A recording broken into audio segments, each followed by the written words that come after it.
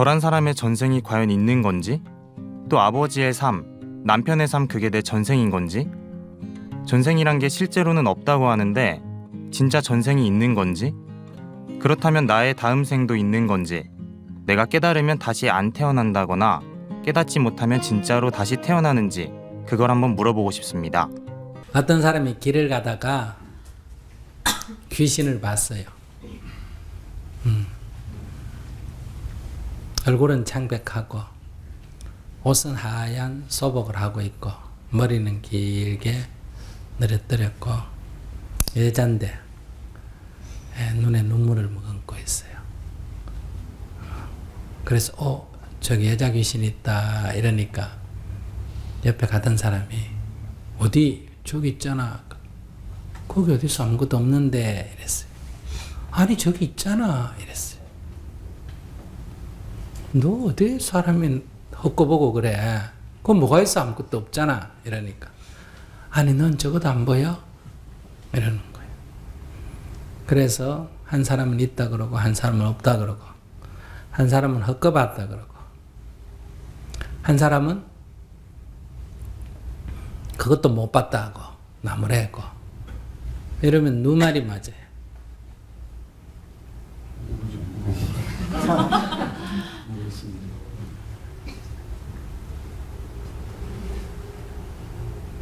그러면 한 사람은 전생이 있다 그러고 한 사람은 그런 거 없다 그러고 그럼 누 말이 맞아요.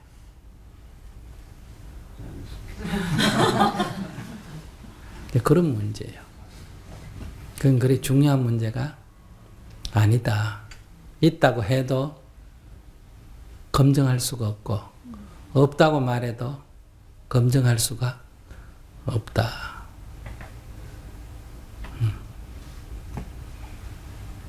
있다고 믿는 사람은 누가 뭐래도 자기는 자기만은 있는 걸 알 수가 있고 없다는 사람은 천하가 다 있다 그래도 없는 줄을 자기만이 안다. 이럴 때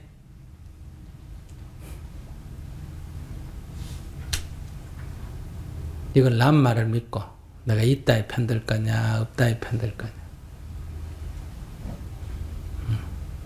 그러니 이런 문제 때문에 믿음이라고 하거나 신앙이라고 하거나 종교라고 하거나 사상이라고 하거나 이념이라고 하는 것은 그 사람의 개인 문제이기 때문에 그건 딴 사람이 이러쿵저러쿵 말할 필요가 없다.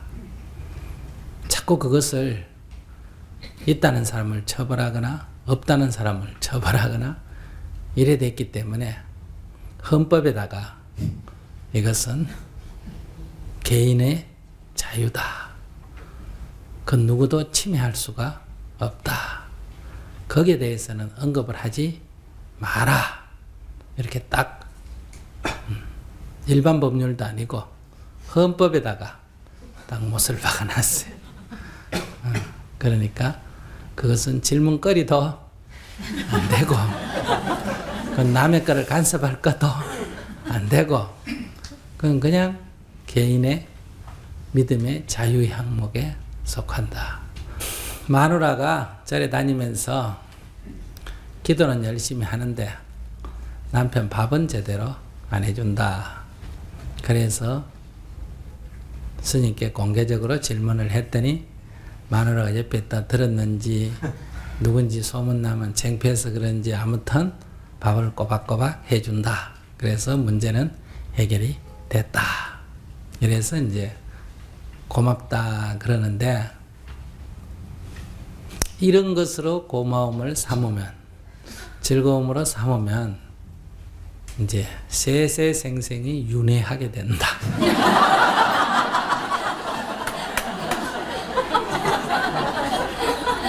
태어나기 싫어도 태어나야 되고 살기 싫어도 살아야 되고 죽기 싫어도 죽어야 되고 또 태어나기 싫어도 또 태어나야 되고 살기 싫어도 또 살아야 되고 죽기 싫어도 또 죽게 된다. 그러니까 내일이라도 부인이 밥을 안 해주면 이 행복은 하루아침에 깨진다. 또 마누라가 병이 나도 이 행복은 깨진다. 마음이 변해도 깨진다. 이것은 마치 살얼음판을 걷는 것과 같은 거다. 이것을 내 인생의 행복으로 삼는다면 그것은 매우 불안정한 것이다. 그러니까 빨리 대지에 발을 딛고 서듯이 그런 불완전한 것에 의지해서 행복을 삼아서는 안 된다. 그래야 본인이 원하듯이 다시는 태어나지 않는 윤회가 없는 세상에 갈 수가 있다 이 말이에요. 그러니까 본인이 이렇게 기도하세요. 어머니 감사합니다. 나를 낳아주시고 키워주시고 제가 이제 어머니께 은혜를 갚는 사람이 되겠습니다. 부인에게도 여보 고맙습니다. 결혼하고 지금까지 나를 잘 보살펴줘서 감사합니다. 내가 은혜를 갚는 사람이 되겠습니다. 이렇게 하루에 108배씩 절을 하면서 매일 엄마하고 그 다음에 부인에게 고마움의 기도를 해야 됩니다. 이 남자는 이 죄가 좀 많아요. 그래서 여자보다 한 10년 빨리 죽는 거예요. 배윤수미. 이게 목에 힘만 주고 좀 교만하고 남의 뒷바라지를 잘 못해요. 늘 뒷바라지 받는 데 익숙해 있다 이 말이야. 그래서 오늘부터 100일 동안 기도하면서 매일 설거지를 하세요. 설거지를 밥 먹고 설거지를 해놓고 갔어요. 설거지를 하고 출근을 하고 이제 그 다음 달에는 108배는 빼고 자기가 아침밥을 해먹고 한 100일쯤 다녔어요. 내가 해먹고 다니는 게 아니라 아내도 해주고 아이들도 돌봐주고 그렇게 한번 살아보는 거예요. 그럼 이렇게 살면 어떤 문제가 좋아지느냐. 만약에 내가 평균 수명이 70이다 그러면 5년 내지 10년은 길어집니다. 그러니까 교만이 꺾이면 명이 길어집니다. 그러니까 지금 나이가 50 넘었습니까? 50.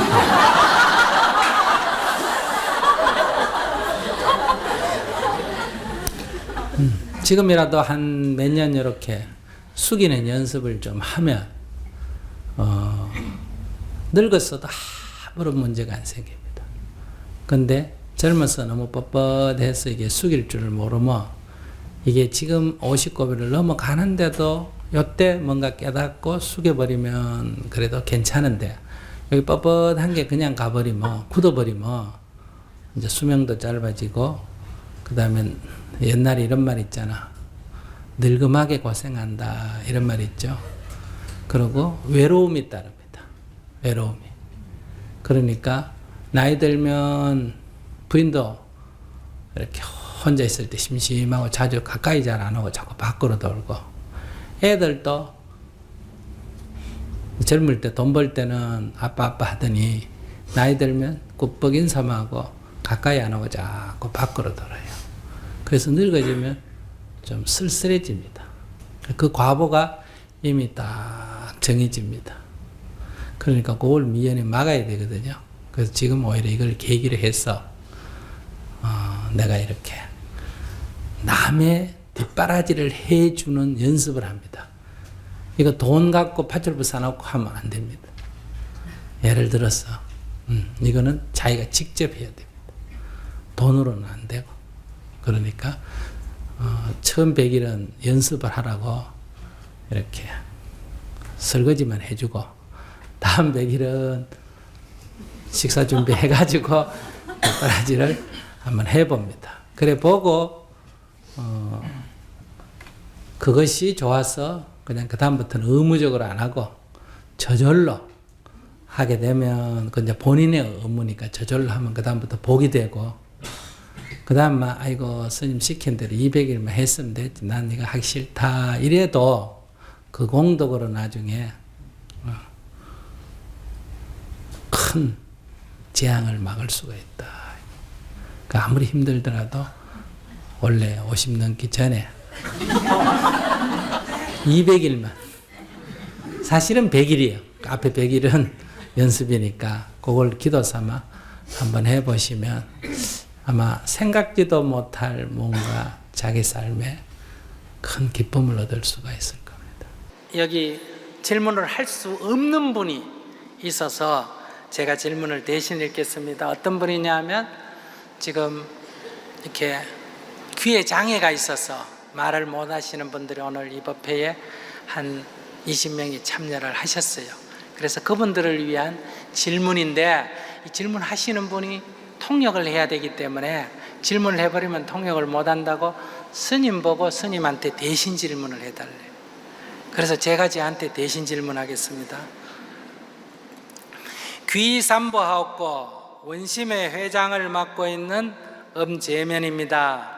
이번 일요일 증문적설 법회에 청각장애인 법우님들과 참석하게 되어 평소에 저희 장애 법우님들이 가장 궁금해하는 사안에 대해서 스님께서 잠시 말씀을 주셨으면 하여 이 글을 올립니다. 저희 장애 법우님들이 가장 궁금해하는 것은 불편한 몸을 갖게 된 이유가 전생의 업 때문이라는 것 때문에 이 생에는 장애의 극복이 불가능하고 그저 지금대로 만족하면서 내 생을 기약해야 하는지 또 정말 장애의 원인이 악업 때문이라고 밖에는 설명이 불가능한지를 문제를 고민하는 것 같습니다. 쉽게 몸이 불편하지만 이라고 말을 하지만 그분들의 생이 얼마나 고되고 힘든지를 저희들 정상인들은 아마 미루어 짐작하는 정도일 뿐이라고 생각합니다. 스님께서 저희 장애 법우님들을 위로하는 따뜻한 말씀을 해주시면 잠시라도 위안이 되지 않을까 생각합니다. 장애 법우님들과 전화통화가 불가능하여 일일이 질문을 받아 정리할 수가 없어 더 구체적인 개개인의 사정을 전해드리지 못해 안타깝습니다. 성불하세요. 이랬어요. 스님을 한번 가만히 보세요. 이 중이 남을 위로하는 말 같은 거 하게 생겼어요? 안 생겼어요? 예? 안 생겼죠? 바른 말만 하지 위로 같은 거 잘 안 합니다. 그러니까 위로의 말을 해달라. 근데 위로의 말은 내가 할 수가 없고 그냥 진실만 말하는 거예요. 그게 뭐 가슴이 아프면 아프고 일부러 거짓말 해가지고 얼버무리는 얘기는 할 필요가 없다. 진실을 그대로 한번 얘기해 볼게요. 얼마 전에 여러분들 미얀마에서 태풍이 불어가 많은 사람들이 죽었다. 한 10만 명 정도 죽었다. 이런 얘기 기사 본 적 있어요? 그때 사람들이 이렇게 말했습니다. 저 죽은 사람들은 전생에 무슨 죄를 지어가지고 저 미얀마에 태어나서 죽게 됐습니까? 저 북한에서 굶어 죽는 사람은 전생에 무슨 죄를 지어가지고 저 북한에서 태어나서 굶어 죽게 됐습니까? 이거를 불교라고 생각한다면 큰 오해다. 불교에는 이렇게 가르치는 법이 없습니다. 그러면 이런 얘기는 도대체 어디서 온 겁니까? 그거는 힌두교 논리입니다. 불교 아니에요. 불교가 인도에서부터 오다 보니까 힌두교하고 불교가 이렇게 섞여가지고 불교 아닌 걸 지금 우리가 불교라고 알고 있어요. 부처님은 인도에 미얀마에 태풍이 일어나서 사람들이 많이 죽고 많은 재산상 피해를 입었다. 이럴 때 이 사람들이 왜 죽게 됐느냐, 이게 전생에 죄가 많아 이래 죽게 됐다, 이런 말을 한 적이 없어요. 그럼 부처님의 가르침은 어떤 거냐? 이 세상 사람들은 누구나 다 자기 살기 바쁘다. 그러나 이런 불의의 사고로 이렇게 어려움을 처한 사람들이 생길 때는 내 삶이 바쁘더라도 어때요? 조금씩 내 재산이나 내 힘을 내놔가지고 그 어려운 사람들을 보살펴라. 이렇게 가르친 게 뭐다? 불교입니다. 이해하셨습니까? 그러니까 이걸 자비라 그래요.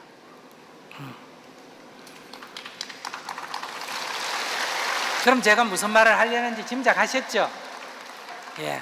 귀가 안 들린다, 눈이 안 보인다, 팔이나 다리에 장애가 있다. 이거는 죄하고 아무 관계가 없습니다.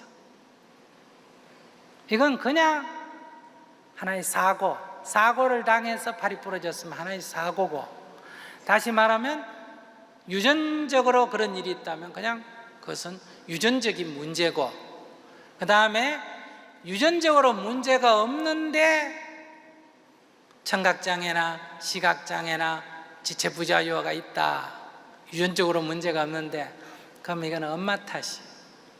엄마가 아기가 뱃속에 있을 때 굉장한 정신적인 스트레스를 받으면, 여러분들 밥 먹고 굉장히 화가 나거나 스트레스 받으면 소화가 됩니까? 안 됩니까? 안 되죠. 위장장애가 오듯이 스트레스를 받으면, 초기에 아기가 생겼을 때 얼마 안 됐어, 다시 말하면 2달 안에 스트레스를 받으면 그 신경으로 인해가 이 육근의 장애가 옵니다. 그래서 발생하는 문제들이에요. 이건 죄하고 아무 관계가 없어요. 그냥 사고일 뿐이에요. 그럼 이런 장애가 생겼을 때, 이 장애가 생기면 이거는 열등한 거예요? 불편한 거예요? 불편한 겁니다. 이게 열등하다, 신체 장애는 열등하다 이렇게 생각하면 어떤 문제가 생기느냐? 내가 죽든지 남을 죽여야 됩니다. 내가 죽어버리든지 잘난 척을 죽여버리든지, 이거는 파괴적 행동이 나온다. 불편하다, 팔이 없어서 불편하다 그러면 연구를 하게 됩니다. 의족을 내놓으면 어때요? 편리하게 만들고, 2다리가 없으면 휠체어를 만들면 어때요? 편리하게 되겠죠. 그러니까 청각장애가 불편하다 하면 앞으로 자꾸 과학기술이 발달하면서 청각을 대신할 뭘 만들게 되고, 시각장애다 하면 시각을 대신할 것을 자꾸 만들게 돼요. 그래서 얼마 안 있으면 청각장애는 다른 기구를 이용해서 어때요? 더 잘 들리도록, 우리 보통 귀보다 더 잘 들리는 기구가 곧 나올 거고, 그 다음에 시각장애는 전자눈이 나와가지고 앞으로 우리 눈보다 더 좋은 눈을 갖게 될 거예요.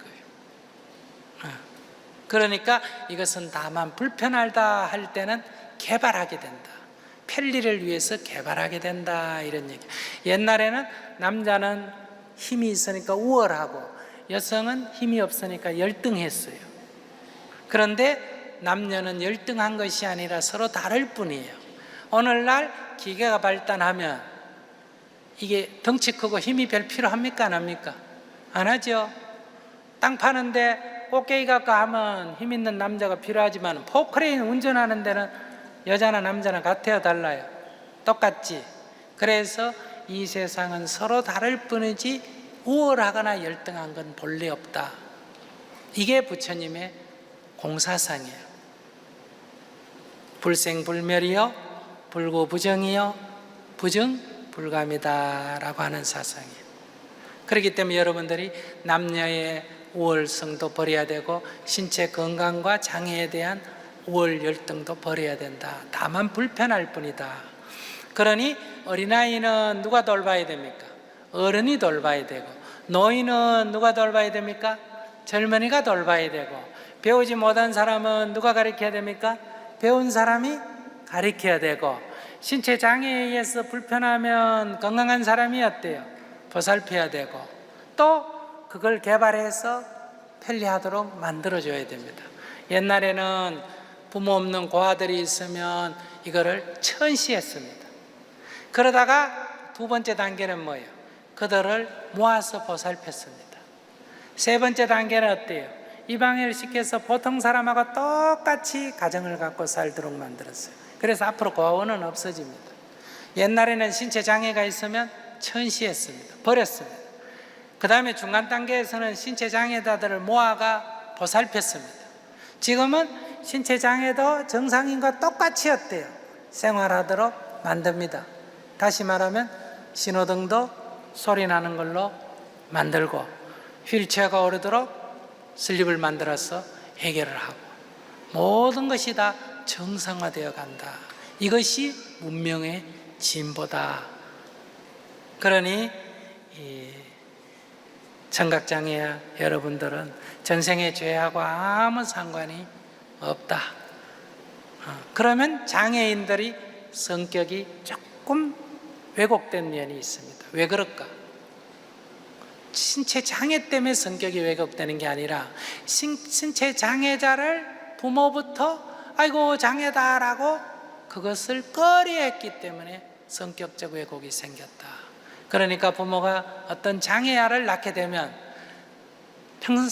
평상시 사람보다 더 자신감을 갖고 키워야 됩니다. 불쌍하게 여겨버리면 어떻게 된다? 성격 장애가 생긴다. 그래서 남으로부터 동정받을 필요도 없고 남으로부터 열등을 느낄 필요도 없다. 다만 귀가 들리지 않을 뿐이다. 이렇게 자신감 있게 살아야 된다. 이것을 부처님께서 가르쳐 준 거다. 일체 중생은 다 뭐가 될 품성이 있다?